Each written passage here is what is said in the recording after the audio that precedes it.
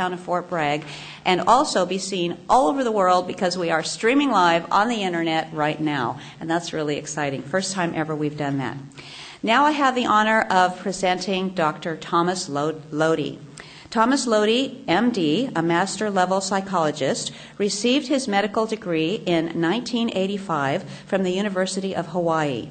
He completed his internship and residency in internal medicine at Columbia University and worked for 10 years as an internist, urgent care physician, and intensivist. That's kind of hard for me to say.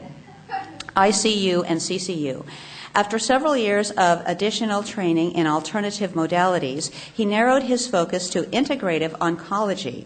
He is a member of ASCO, a diplomat of the American Board of Anti-Aging Medicine, an instructor and practitioner in insulin potentiation therapy, and he is certified in oxidative and chelation therapies.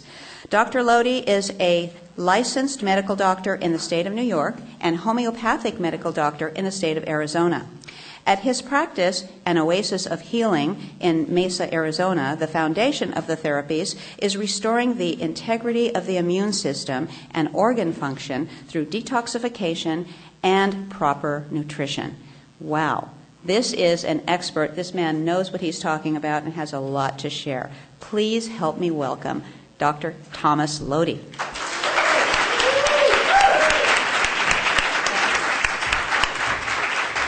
Thank you. How many people were here or heard the talk on Friday? Okay, about half. All right, because there was some important concepts that I'll try to review. But today I was going to talk about disease. Oh, another question: how many people either have cancer, had cancer, or know people with cancer? 1 out of 2 men will get cancer in their lifetime, and 1 out of 2.8 women will get cancer in their lifetime in this country and Europe, Asia. The World Health Organization recently announced, you might have recalled, that by 2010 the leading cause of death worldwide will be cancer. So this is the real pandemic. The other one we're hearing about is really a plandemic. That's the influenza, you know, where the swine and the chickens mated. You understand how that works, right?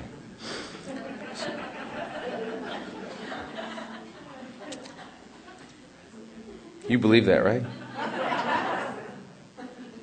Okay, so I want to talk about disease.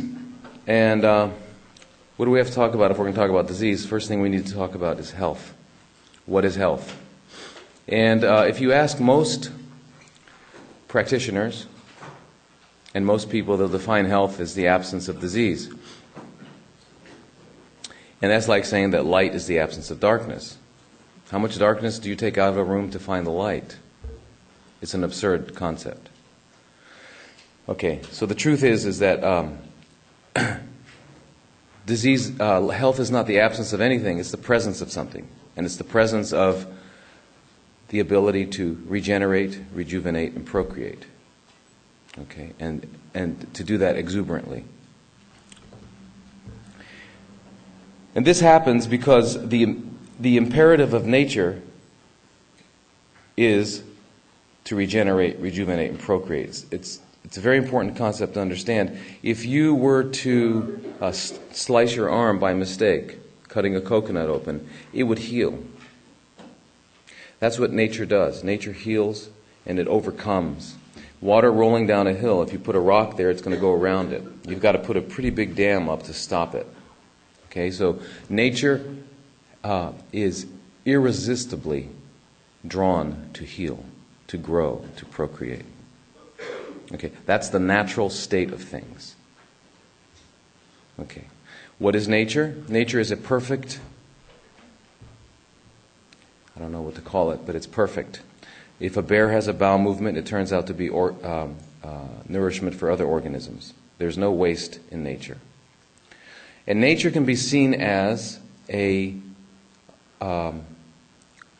having billions and billions of faces, of eyes. It's got the eyes of a butterfly, and it's got the eyes of a bear, the eyes of a human.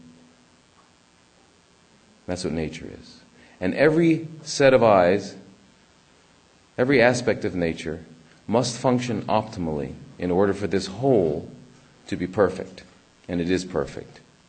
And so this optimal functioning of every aspect of nature is what we would call health.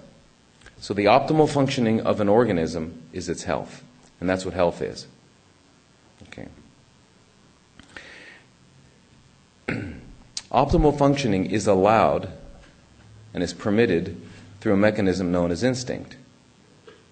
Instinct is how we are plugged into the wisdom of nature. Unfortunately, humans are disallowed instinct. Our parents tell us early on that it's not acceptable to be instinctual. Don't put that in your mouth. Don't touch that. Don't.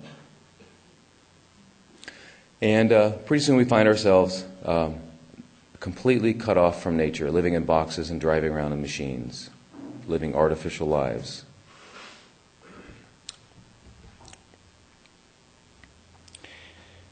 Now, when we talk about optimal functioning of an organism,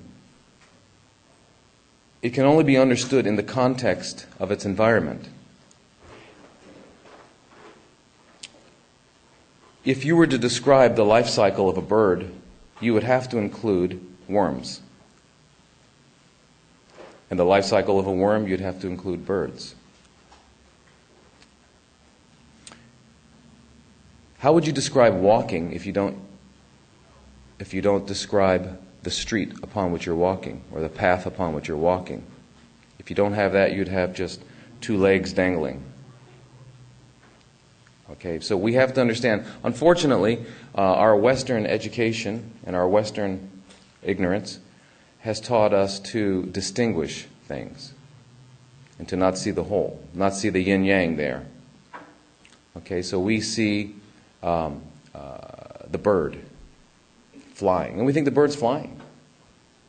You know, as the bird decided to get up and fly. Right? And all the birds in the flock decide immediately to turn right, and they quick communication. Okay, none of that's happening. What's really happening is life happens. Birds fly, not because they decided to, because it's their destiny to fly. This environment that we're talking about is the niche. In biology, it's called a niche. Niche, niche. And each organism is part of that niche. So the worm is part of the bird's niche, and the bird is part of the worm's niche. Okay? And when removed from that niche,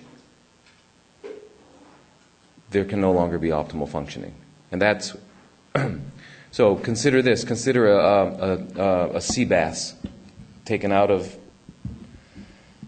the saltwater sea and put into a freshwater lake.